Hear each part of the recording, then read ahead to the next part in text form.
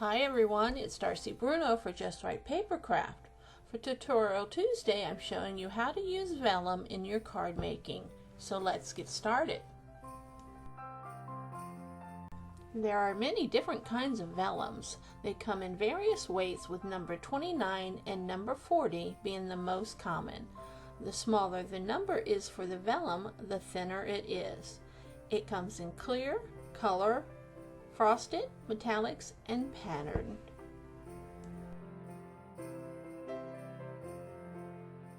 For the first card, this is a very simple technique, yet adds a fun element. I used a patterned paper and stamped the script background, then overstamped the butterfly from the Butterfly Kisses stamp set. Next, I cut a strip of vellum and stamped a sentiment from the Grand Handwritten Sentiments in Jet Black Stays On ink. As a special note, you cannot use a water-based ink on vellum as it will not dry. Stays On is the best ink to use.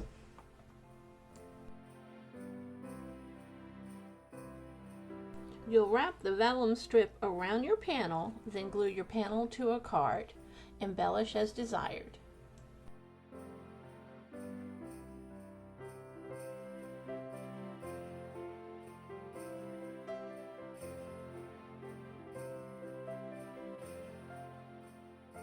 For the second technique, I'm showing you how to color a stamped image on vellum.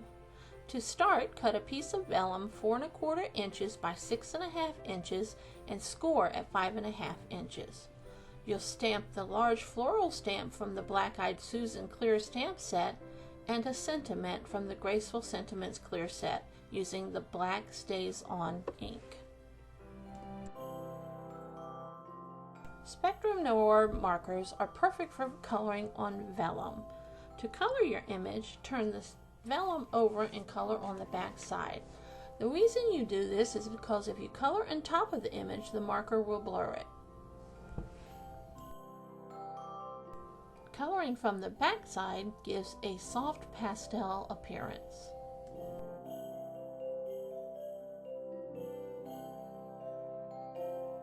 Next, cut a white cardstock panel 4 1/4 by 5 1/2 inches and stamp with the smaller daisy stamp using pistachio ink.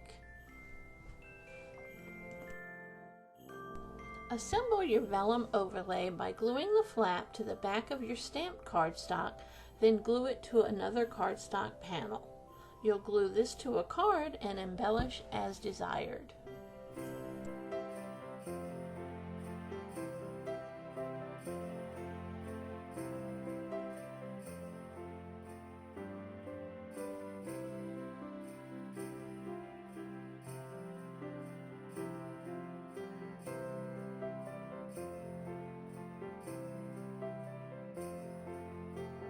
For the final card, I will show you how to emboss vellum with embossing folders. I'm using Spellbinder's Mediterranean Medallion 3D folder. Vellum has a tendency to crack or tear when put through a die cutting machine, so to avoid that, simply place the vellum between 2 pieces of copy paper and emboss as usual.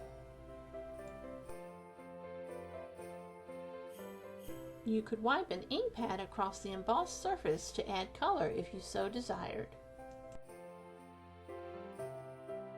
To make the frame for our card, stamp and emboss the tufted Vintage Label 7 background onto green cardstock and cut the center out with Vintage Label 7. Turn the frame over and glue the vellum embossed panel over the opening. Glue another cardstock panel behind it.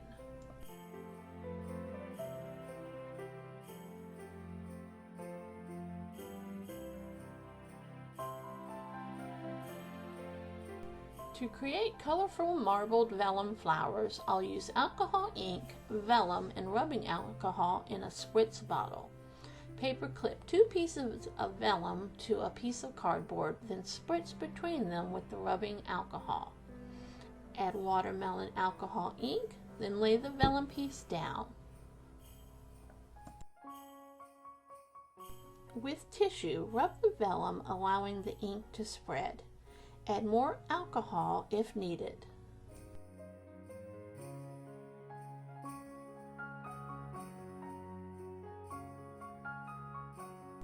With a heat gun, gently roll the top piece of vellum back and forth as you dry the ink and you'll achieve the marbled effect. You can use multiple colors of ink using this technique as well.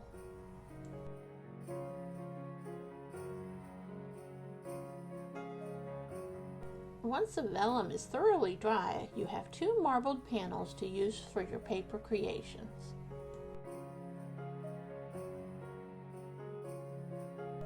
To make my flowers for my card, I sandwiched the inked vellum between copy paper and used Spellbinder's Blooms 3.